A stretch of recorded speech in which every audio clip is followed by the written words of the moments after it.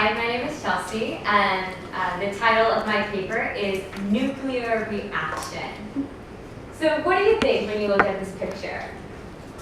Atomic bomb, maybe World War II, Japan. From the time we're in elementary school, we're kind of taught what goes on in World War II. We learned about the war in Europe, the war in the Pacific, Germany, Great Britain, and Japan. But I was having this conversation with my grandma. She lived in Tokyo at the time, and I was asking her, how did Japan recover? And that was a big question to me. This photo is the picture of the atomic bomb that hit Hiroshima and Nagasaki during World War II. And my question was, how did a country that went through the most catastrophic event recover? How did they build their country back up again? And after hearing my speech, you will learn how Japan recovered after World War II politically, economically, and socially. And before I go into my main points, fun fact, my great-grandfather was the ambassador to Germany for Japan. And so I'm kind of closely tied to Japan and the government. And my grandmother lived in Tokyo at the time of World War II, and so she firsthand experienced all of the World War II and the recovery, and she allowed me to interview her as my primary source for this topic. So first, how did Japan recover politically?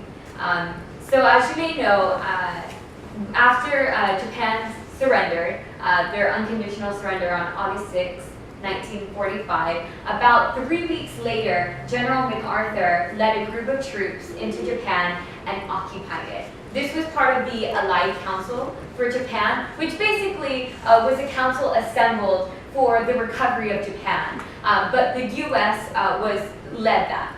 And so America occupied Japan, and two things that they did that General MacArthur led was one, they created a new government. They basically purged Japan of all military government officials. So if they had any affiliation with the military, they swept them out. And then they also established new leaders. They took away the role of emperor. Emperor was kind of like a prime minister back then. But after General MacArthur changed that, the emperor kind of became more of a figurehead. And then secondly, politically, General MacArthur and his men created this new government system. So they actually tried to implement this type of democracy in a way. They created a Supreme Court, a judiciary system, trying to give the people a say in their elected officials. It kind of is still in play today, but not really. So secondly, how did Japan recover economically? Well, firstly, because America was occupying Japan, part of the unconditional surrender was that Japan could have no military. They weren't able to have any armed forces. They weren't able to build up their military. So America said, we'll pay for your military. We're occupying your country, so we'll defend you if any country tries to come up against you. What this allowed Japan to do is then use all of that hundreds and thousands and millions of dollars that was put into the military during World War II, and then they used it to industrialize the city again. So my grandmother was saying the first thing that Japan used the money for is roads. Cities were desolated, and even though the atomic bombs only hit Hiroshima and Nagasaki, in Tokyo, there were still firebombs. So during World War II, they would bomb different cities, and one of the cities they hit was Tokyo, and my grandmother actually lost her house because of the firebomb. So that was one of the first things they implemented. They did the roads so that people could get around, and then they did housing, and I'll get to that later. But according to this book I read from Mikiso Hanae, she wrote this book called Modern Japan, a Historical Survey. Another way that Japan recovered economically is they had this thing called zaibatsu busting. And basically what that was is major companies in Japan that were still alive and thriving had to sell all of their stocks to the public. And that was one way that Japanese civilians were able to generate income. And it kind of created this like steady flow for the economy in Japan. But another thing is it created laws against monopolies. So that way, you know, the problem with monopolies is if you do have a monopoly, then the business can like raise their prices however high they want, and the people just have to pay. And in Japan, you know, people were houseless; they had nothing, and so that's why the Japanese government said, okay, no monopolies, and they would basically, how do you say? They would tear down your company. They would fine you, and then they would dismantle your company should you have a monopoly. And thirdly, the way that Japan recovered economically is, and this has to do with America occupying the country, was General MacArthur decided how much dollar was worth a yen. And of course, if you can dictate how much a dollar is going to be worth in yen, you're going to make it more so that you can spend more. So one of the things that General MacArthur implemented was that the dollar in Japan, Japan's money is yen, he kind of like tripled it. So if you had a dollar and then you transferred it over into yen, you're going to have basically double or triple what you had in American dollars.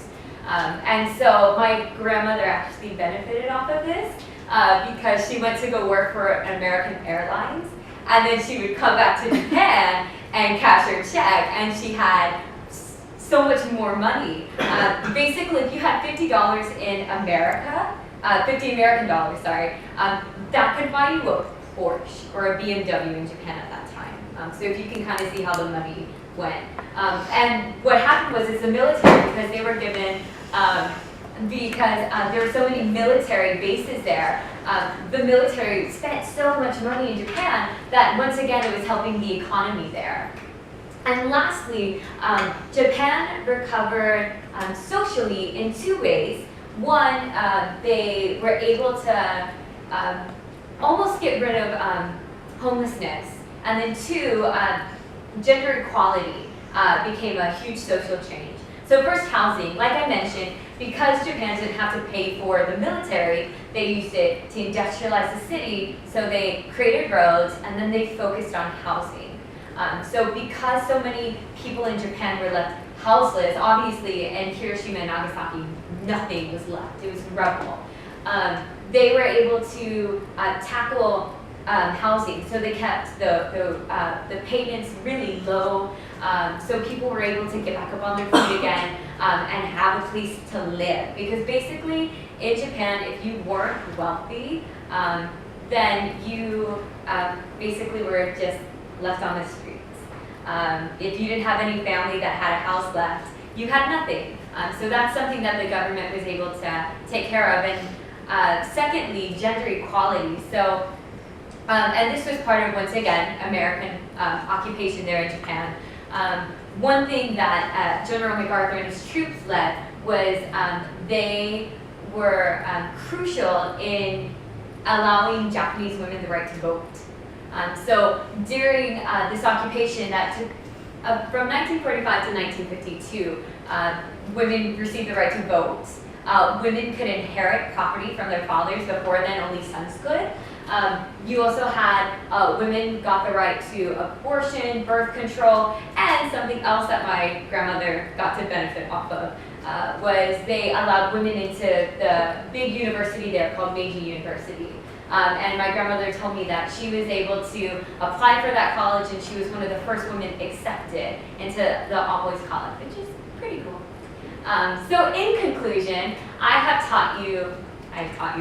you have learned how Japan recovered politically, economically, and socially. So if you ever have to give a report or a speech or a debate, you now have 3 explosive main points you can talk about.